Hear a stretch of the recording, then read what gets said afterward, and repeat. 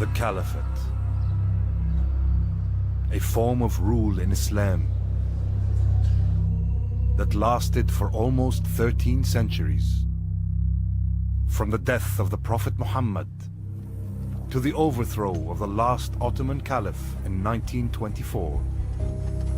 The Arabic term for caliph is Khalifah, which actually in essence simply means a successor or a deputy. The ruler of the Islamic world would call himself Khalifat Rasulillah, the successor of God's messenger. Through the centuries, the title of Caliph is a term that has been used and at times abused. In June 2014, a militant group calling itself the Islamic State in Iraq and the Levant, or ISIL, declared the establishment of a caliphate, a call rejected by most Muslims around the world.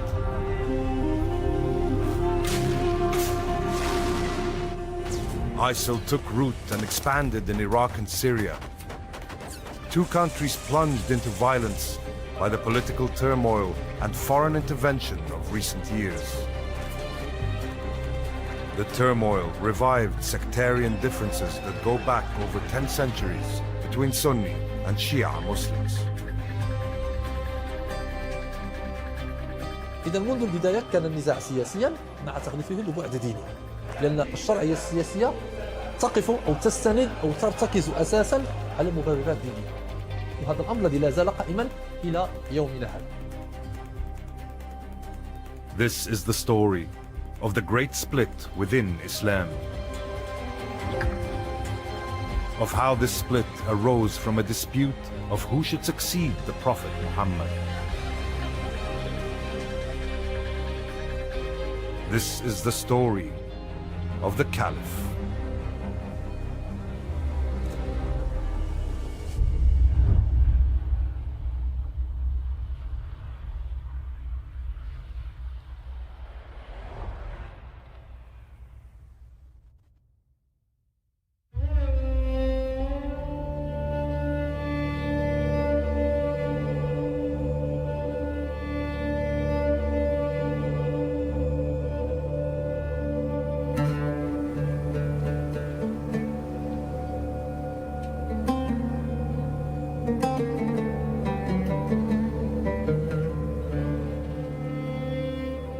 The Bay'a Mosque, outside Mecca in Saudi Arabia.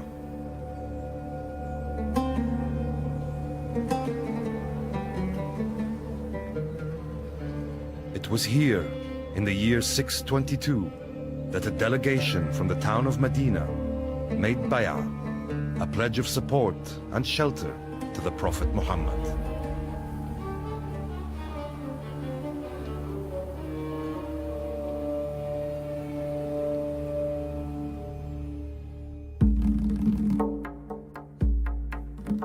Shortly after, he left Mecca, emigrating to Medina with a group of followers. Over the next 10 years, Muhammad built the first Islamic state.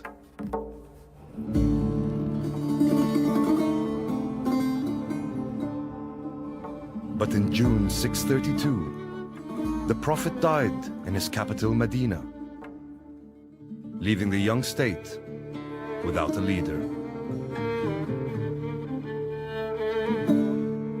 There's a tradition that says that the Muslims on that day were like sheep on a rainy night. They were frightened and huddling together. And it's not clear whether or not the Prophet had made any plans for his succession.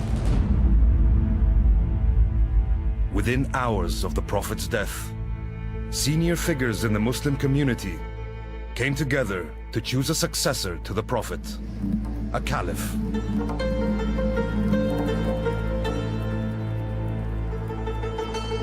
The debate was long and intense. It was the emigrants from Mecca whose arguments prevailed.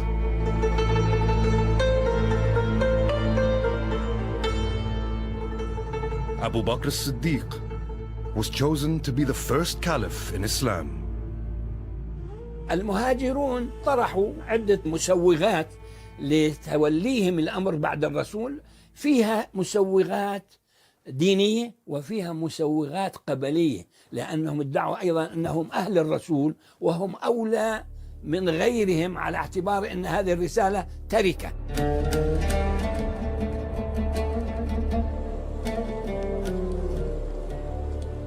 But though they were from his tribe, Quraysh, not all the immigrants were from the Prophet's close family, the Hashemites, the descendants of Muhammad's great-grandfather, Hashim. At that time in Arab society, the family was understood as a much larger unit. Collateral lines, uncles, brothers, cousins, and so on were all considered to be part of the clan. Senior among the Hashemites was Ali, Muhammad's cousin, husband of his one surviving daughter, Fatima, and father of the Prophet's only living grandsons, Al-Hassan and Al-Hussein. But when the decision to choose the caliph was taken, Ali was busy elsewhere. At the time of the Prophet's actual death, we know that it was Ali who was in charge of the burial arrangements. Ali, as a dutiful, respectful son-in-law, cousin, was caring for the Prophet's body.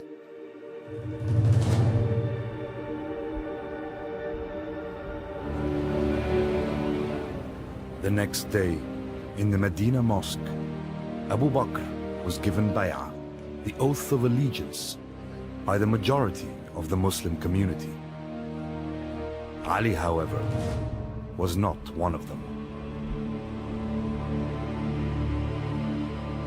What happened that day would sow the seeds of a political divide that would gradually evolve into a deep religious schism.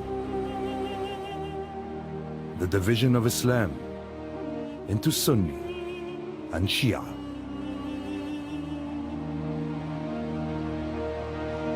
If you ask a Sunni or a Shi'i Muslim about that moment of Muhammad's death and the decision about the leadership, you will get two very different answers. The Sunnis suggest that he hadn't actually made any clear plans for his succession on his death. The Shia would say that he had, and that he was to be succeeded by his first cousin and son-in-law, Ali. 3 months before his death, the Prophet Muhammad made a famous speech here in Ghadir Khum, an ancient resting place on the route from Mecca to Medina. A speech that has been interpreted ever since in two very different ways. O people, of whomsoever I've been master, Ali here is to be his master. O Allah, be a supporter of whoever supports him, and an enemy of whoever opposes him, and divert the truth to Ali. There's this moment where if you're Sunni, you believe the Prophet gave Ali the leadership of his family. If you're Shia, you believe he gave the leadership of the family, but also the whole community.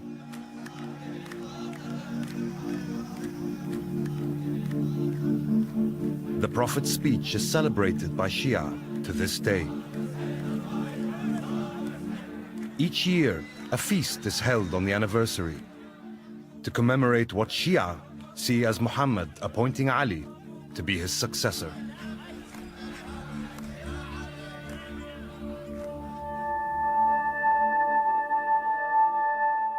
But the mainstream majority, the Sunnis, have no such feast. And no doubts about the legitimacy of Abu Bakr and the caliphs who succeeded him.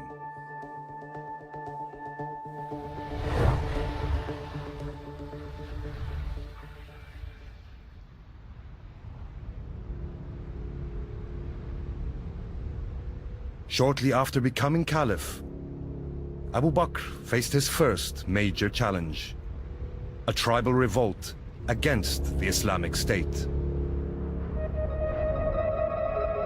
In this moment of peril, Ali chose unity over division and gave the oath of allegiance to the Caliph. الإمام علي عليه السلام بعد اعتكاف لمدة معينة سجل موقفا احتجاجيا أبدى رأيه في المسألة، ثم ترجيحا لمصلحة المسلمين وضع يده في يد سائر الصحابة ووقف في وجه حركة الردة، فكانت مصلحة الإسلام عنده أولى من كل اعتبار. Abu Bakr's rule lasted just 2 years. As he lay dying, he nominated Omar as his successor.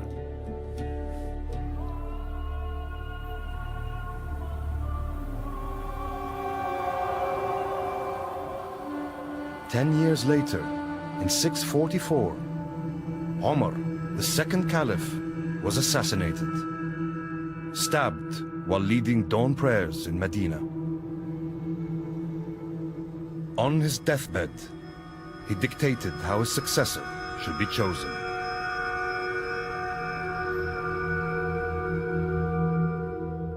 Six of the closest companions of the Prophet, including Ali, would confer together and choose one amongst them. After 4 days of deliberation, Uthman was named the third caliph. Once again, Ali had not been chosen. He's passed over by Abu Bakr, then Omar, and then for him the harrowing moment when he's passed over in favor of Uthman. The new caliph came from a family of the Quraysh tribe called the Umayyads. Umayyah, the founder, had always coveted the leadership of Quraysh. Standing in his way was his uncle, Hashim, the patriarch of the Hashemites. This rivalry that would fester through the centuries had its roots in Mecca decades earlier, in the pagan years before the birth of Islam.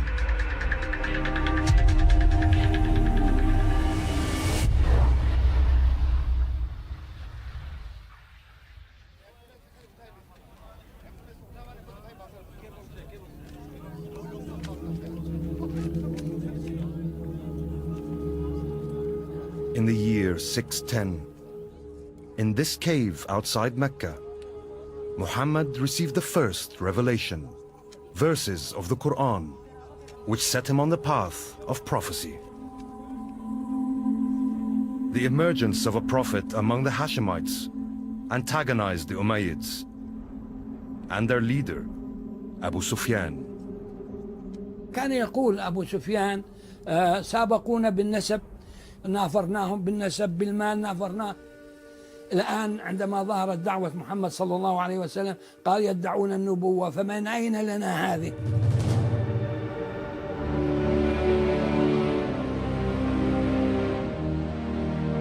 For 12 years, the Umayyads led a campaign of persecution against Muhammad and his followers in Mecca. Persecution which culminated in their emigration to Medina in 622.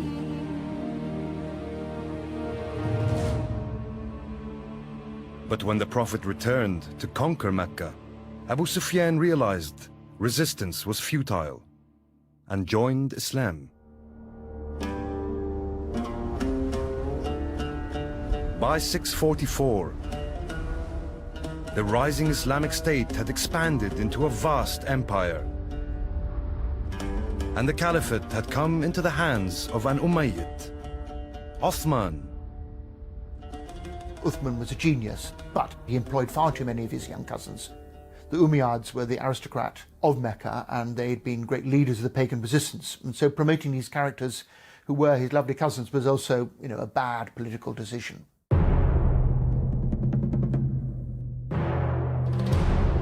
A rebellion erupted against Uthman's alleged nepotism.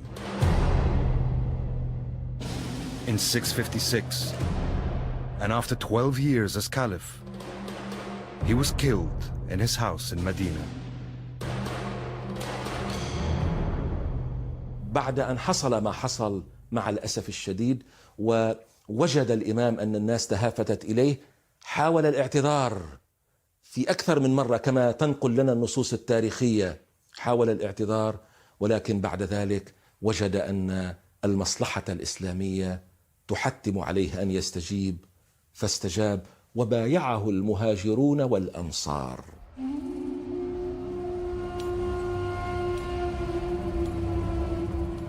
Almost a quarter of a century after the death of the Prophet, a Hashemite, Ali, finally became the fourth caliph.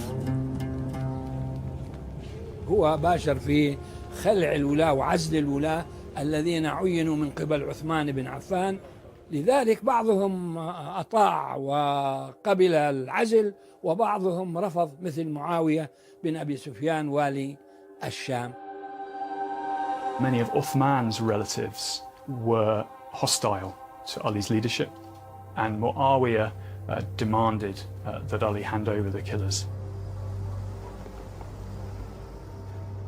The dispute quickly escalated, and to strengthen his position, Ali moved the capital from Medina to his own power base in Kufa, Iraq.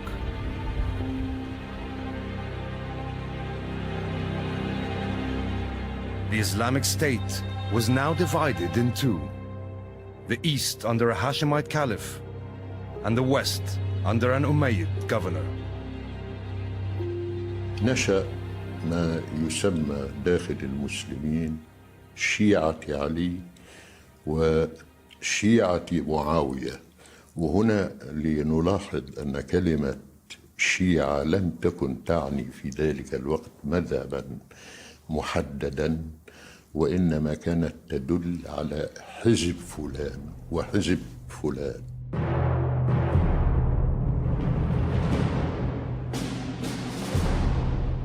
In 657, Ali marched his army into Syria to crush Muawiyah's mutiny.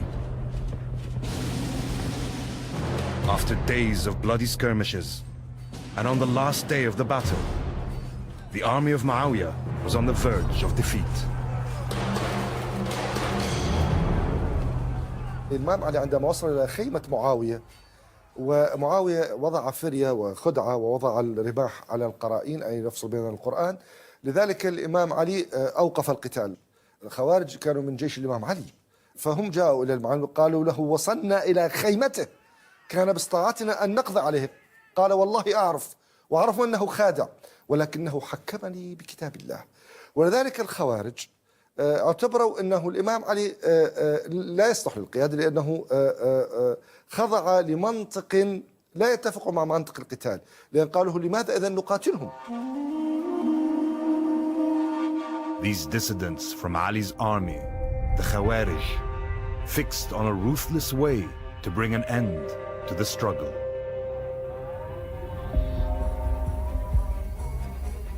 The moment was chosen. Fajr, dawn prayers of the 27th of January 661, the 17th day of the holy month of Ramadan. 3 assassins made their way to 3 different places: Kufa for Ali, Damascus for Muawiyah, and Fustat in Egypt for Amr, Muawiyah's ally. عمرو بن العاص صادف أنه لم يخرج ذلك اليوم، معاوية بن سفيان صادف أنه لم يخرج ذلك اليوم، وبالتالي استشهد الإمام علي ونجا معاوية وعمرو بن العاص.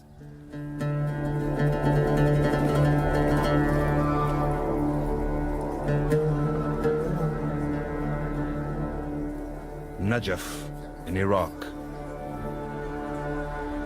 a holy place to Shia Muslims. They believe Ali is buried here.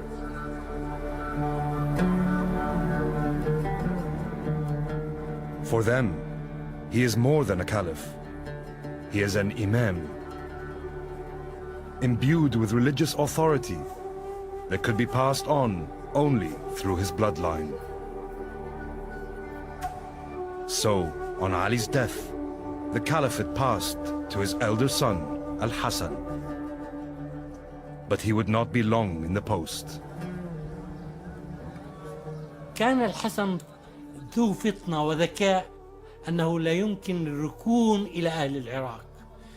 أجرى اتصالات مع معاوية، اتصالات سرية، واتفق على أن يتنازل الحسن بن علي عن حقه في الخلافة، وقرر الحسن أن يعيش بهدوء وثبات وأن يترك الزعامة ويترك السياسة لمعاوية.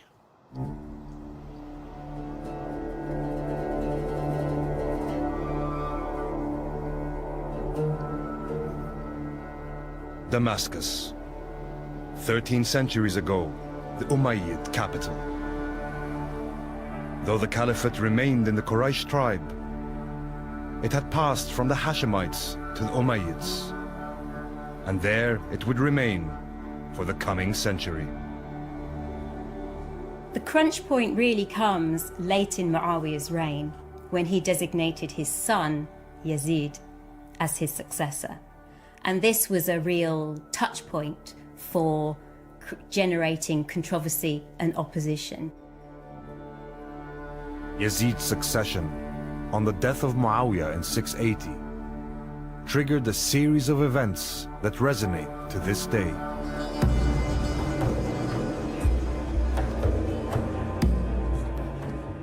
In a defiant show of opposition, Al-Hussein, younger son of Ali, refused to pledge allegiance to Yazid and set off towards Mecca on pilgrimage.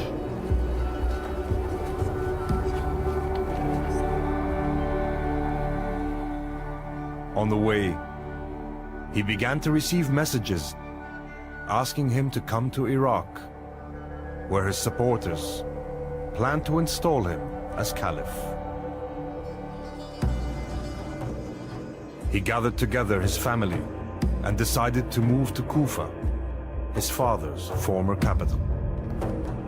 Unfortunately for Hussein, his plan got to the Umayyad governor of Iraq, and he was able to block his route to the city of Kufa. And so Hussein was trapped without substantial military support at a place called Karbala.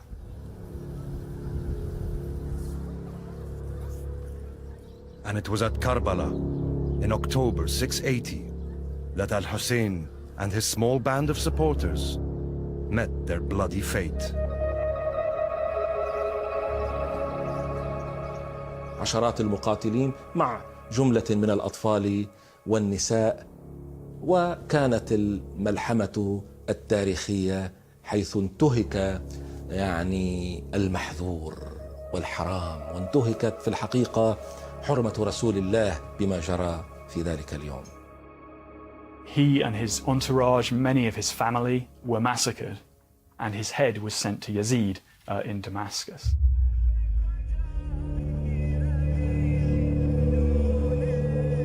Each year, on the anniversary of the Battle of Karbala, Shia around the world mark the event in public displays of penitence, extending sometimes even to ritual self-punishment, to atone for their forebears' failure to support Al-Hussein.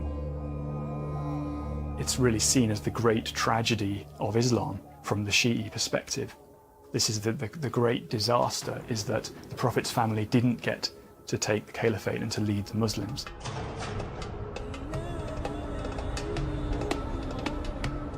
But 70 years after Karbala, a revolt would finally succeed in bringing the caliphate back to the family of the Prophet, the Hashemites.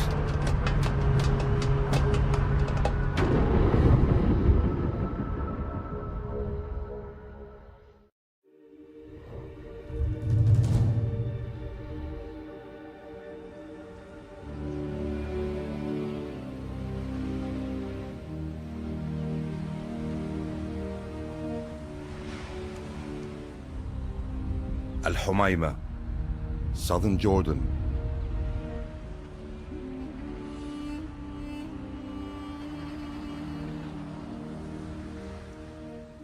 In the 8th century, it was a settlement of one of the two major branches of the Hashemites, the Prophet's own family of the Quraysh tribe. Known as the Abbasids, These were descendants of Al-Abbas, one of Muhammad's uncles. The other branch were the Alids, descended from Ali, the Prophet's cousin and son-in-law.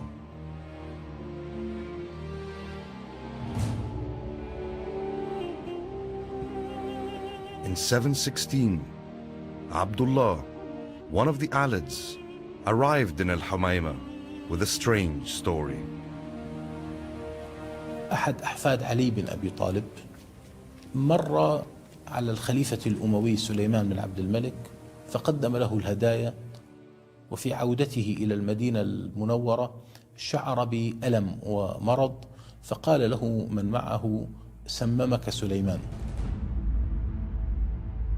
Abdullah died in Al-Humayma, but in his final hours, he confessed to his Abbasid cousin Muhammad that he was the head of a plot to topple the Umayyads. أعطاه أسماء الدعاة والتنظيم الحزبي الذي يعمل له، وهكذا انتقلت قيادة التنظيم من الهاشميين الذين ينتسبون لعلي بن أبي طالب إلى العباسيين. هم لم يعلنوا بأننا نريد الخلافة لنا، وإنما للرضا من آل محمد. كان شعارهم في البداية للرضا من آل محمد. Over the next 30 years, this message persuaded many Alid Shias to join the Abbasid cause.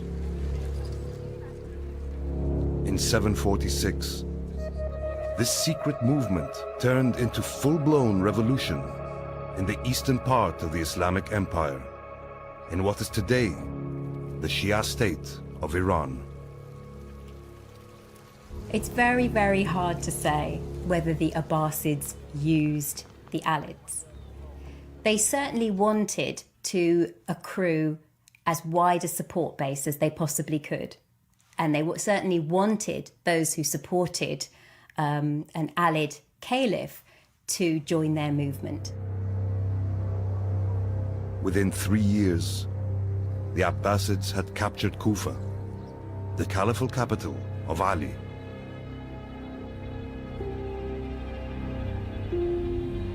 It was in this mosque that the name and identity of the caliph-in-waiting were finally revealed. They proclaimed a man as caliph called Abu al-Abbas as-Safah, and he was a descendant of one of the Prophet Muhammad's uncles, and he based his claim to the caliphate on that kinship with the Prophet Muhammad. In 750, the Abbasids entered Damascus, capital of the mighty Umayyad state, the largest empire yet known. But in the years to come, they would struggle to maintain the unity of the vast state they now controlled.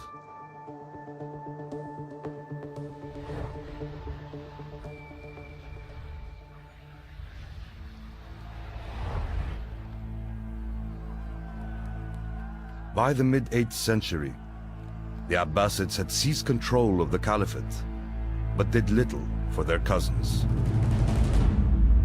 A sense of betrayal took hold and fermented among the Alids.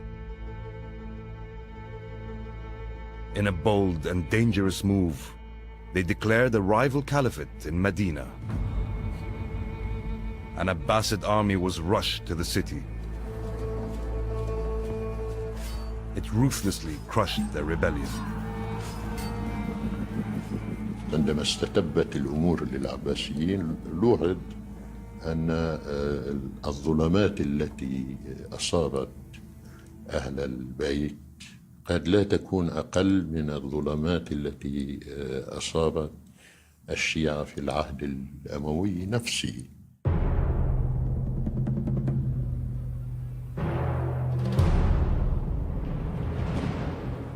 The Sunni Abbasids consolidated their dominance of the center of the state from their newly built capital, Baghdad.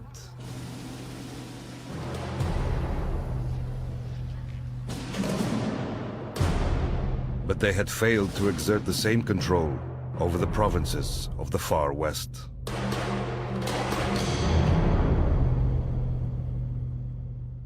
In 756, an Umayyad fugitive prince called Abd al-Rahman reached Andalusia.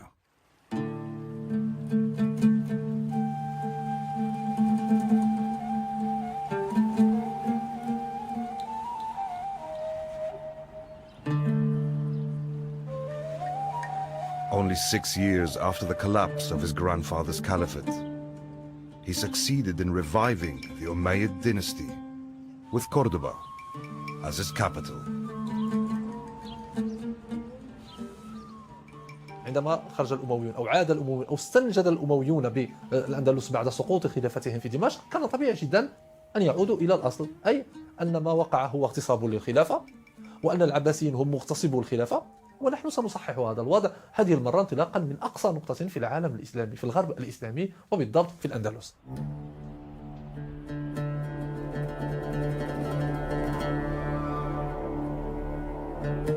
The Umayyad Emirate in Andalusia was the first to break from the caliphate. But it would not be the last.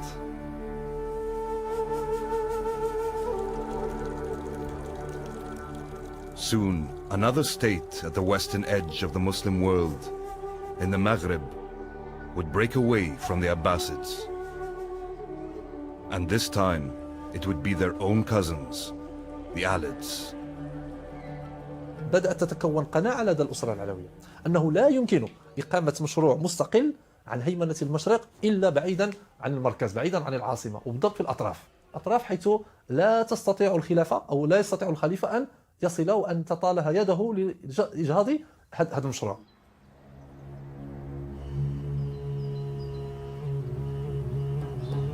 In 788, Idris, an Alid fugitive, arrived here in the Moroccan city of Moulay Idris Zerhoun, a city that now carries his name. Recognizing him as a descendant of the Prophet, local Berber tribes were quick to offer him their oath of allegiance as ruler of the region. And so was born the Idrisid Emirate, the first independent Alid state. إدريس حمل مشروع دولة يمكن أن تضاهي أو توازي أو تنافس سلطة المشرق، سلطة الخلافة في المشرق. وهذا هو ما يفسر كيف أن الخلافة العباسية شعرت بقلق شديد عندما علمت بأمر بروز دولة علوية في أقصى نقطة من العالم الإسلامي آنذاك، اللي هي بلاد المغرب. But with the new and expanding state just 3 years old, Idris died.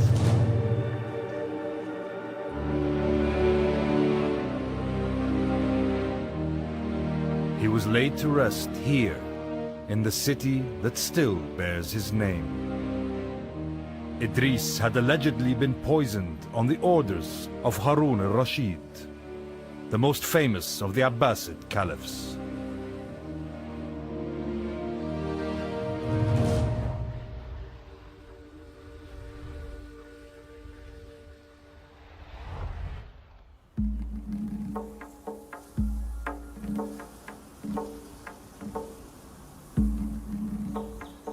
The statue of Shahrayar and Shahrazad in Baghdad. The two main characters of 1001 Nights. Legendary stories inspired by the opulence of Harun al-Rashid's court. The golden age of the Abbasid Caliphate. بغداد أصبحت مدينة الدنيا، لأنه هذه المدينة لا يأتيها الفلاح ولا يأتيها العامل فقط، فبغداد تجمع بها كل علماء العالم وكل مثقفي العالم وكل أدباء العالم وكل نقاشي العالم وكل مهندسي العالم وكل أطباء العالم، ولذلك صارت مدينة للعلماء.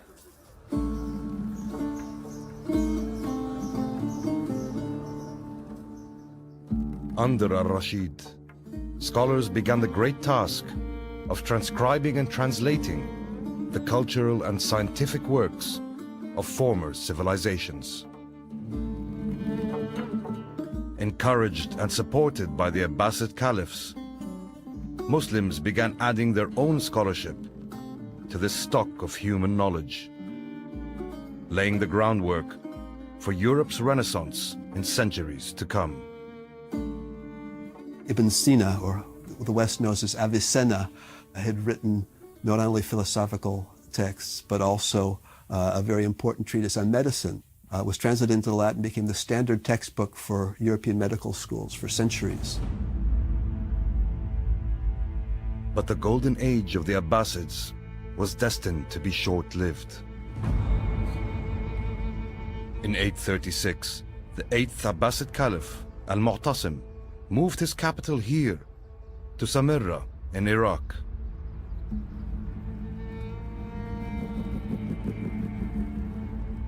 It was also to be a military base for the Caliph's new army,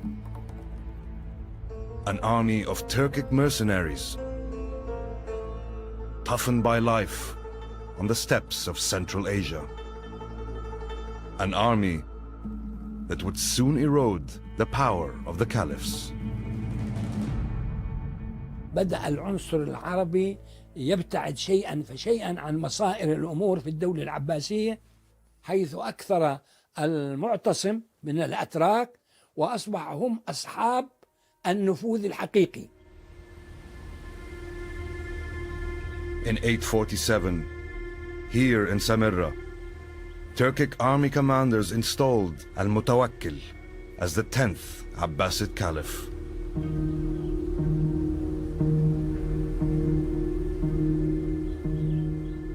And for a century to come, they would effectively rule the Caliphate, appointing, deposing, torturing, and even killing a string of 12 caliphs who were little more than puppets.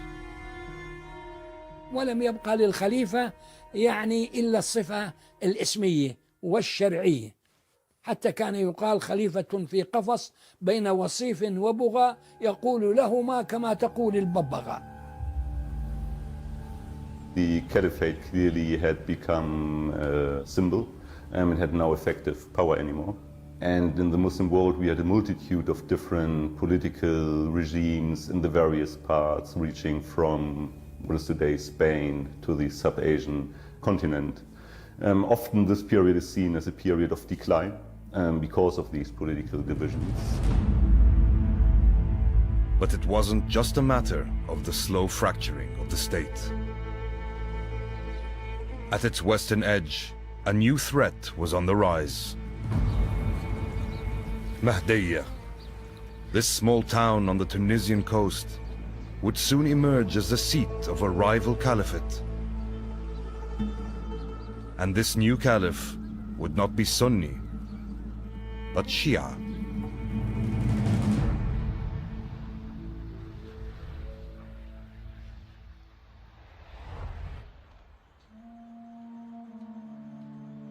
Iran, heartland of Shia Islam in the modern world. Today, Shia make up around 15% of the global Muslim population of more than 1.5 billion. In their belief, it is the title of Imam and not Caliph that confers the right to rule. The vast majority of Shia in the world are known as Twelvers. They follow a hereditary line of 12 Imams descended from Ali, the Prophet's cousin, and his wife, Fatima, the Prophet's daughter. A line ending with the last Imam, Al-Mahdi. The Twelver Shia belief holds that Al-Mahdi disappeared in Samarra in 874. He will re-emerge at the end of the world as the ultimate savior of mankind. يعني لو سألتني عن الخلافة أو الإمامة كما يؤمن بها الشيعة وهل هي وراثية أم ليست وراثية، لقلت لك نعم هي وراثية.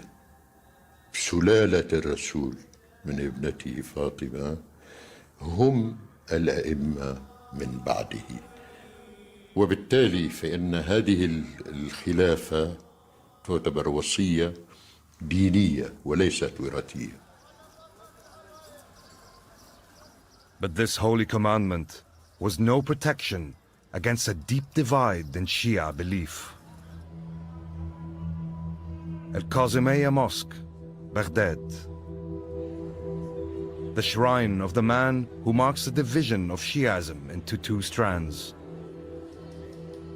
It is the tomb of the seventh of the Twelver's Imams, Musa al-Kazim, who died here in the year 799.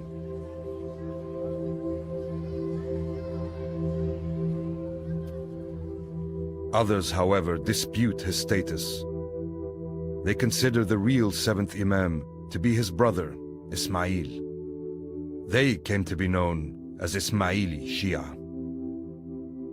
The Twelver Shiites were traditionally not interested or did not strive to take political power because they believed that they were waiting for the return of the Mahdi, so that at that point the righteous regime would be installed and anything in between would basically be a heresy to rule in these lands. But for the Ismaili Shia, there was to be no waiting for the return of the Mahdi. By the late 9th century, their preaching had taken root among the Berber tribes in North Africa.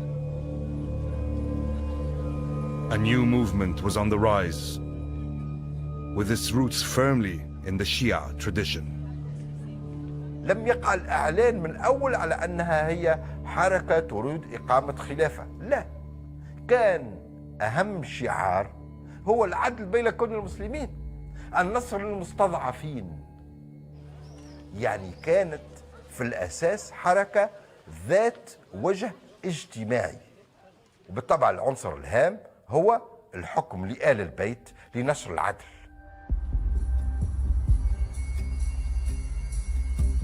In the year 909, in Kairouan, Tunisia, Ubaydullah, a man claimed to be a descendant of Ismail, was declared the caliph of the first ever Shia caliphate. It would be known as the Fatimid, after Fatima, daughter of the Prophet Muhammad, an ancestor of all the Imams. The concept of the Ismaili Caliphate is completely different from the Abbasid Caliphate because of the claim to divine inspiration and divine guidance which the Fatimids put forward. They certainly developed an institution which was theoretically completely different from the Abbasid. The Fatimids now began to expand their state westwards into the Maghreb. But this would lead to a clash with another major Muslim power. And soon, the Islamic world would find itself in a surreal position.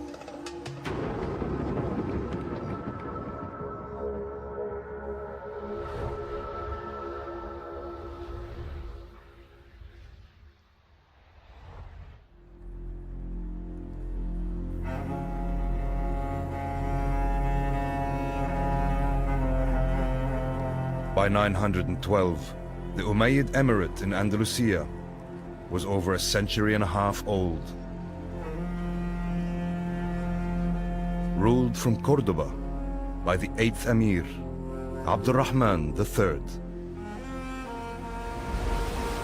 After crushing all rebellions and uniting Andalusia, he looked towards expanding southwards across the Mediterranean. The establishment of the Fatimid Caliphate in what is now Tunisia, which was called Ifriqiya at the time, meant a big threat for the Umayyads in terms of their political control of the Berber polities that existed in the area.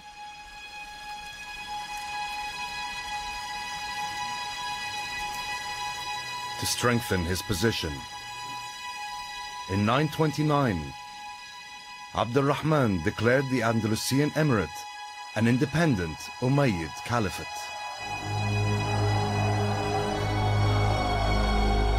Three centuries on from the founding of the title, the Islamic world was now divided between three caliphs, two Sunni and one Shia. The ultimate result of that really was a decline in the value put on the notion of the caliphate itself. So it leads to huge rifts, politically speaking, within the community, as well as the religious differences that these different caliphates signal.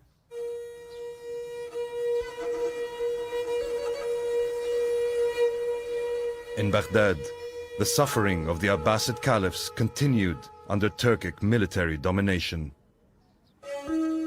But by the mid-10th century, a new force had emerged. The Buyids, a Persian dynasty, put an end to Turkic control of the caliphate.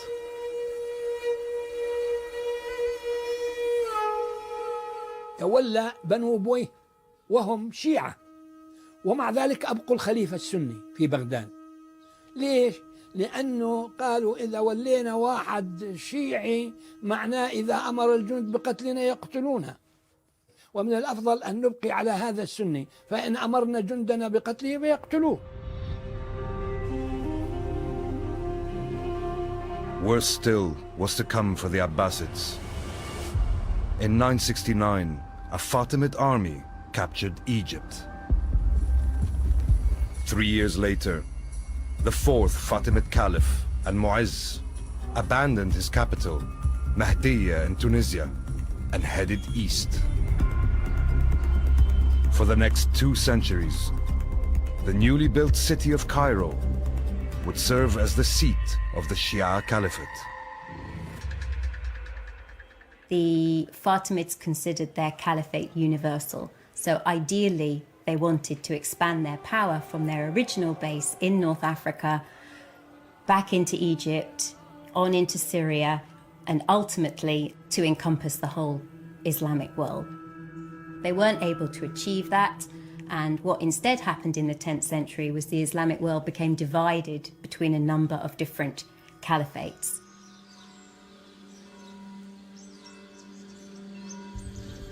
Meanwhile, in the west, a storm was gathering. Christians, uniting under the banner of the cross, were looking eastward to conquer the Holy Lands.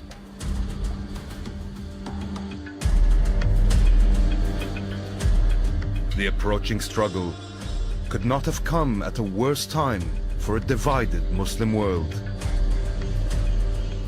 and for the caliphs who were at their weakest point as they turned to face the Crusades.